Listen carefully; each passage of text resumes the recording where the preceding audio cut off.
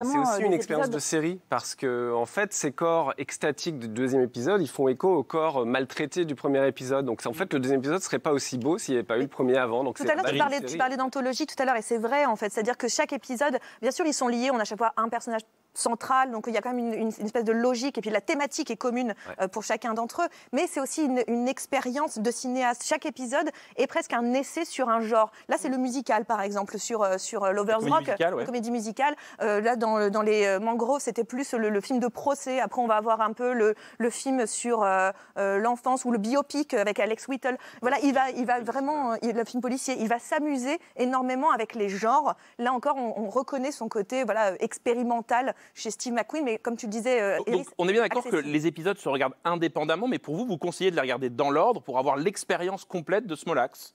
Non. Vous avez décidé de me contredire toute l'émission, on est d'accord?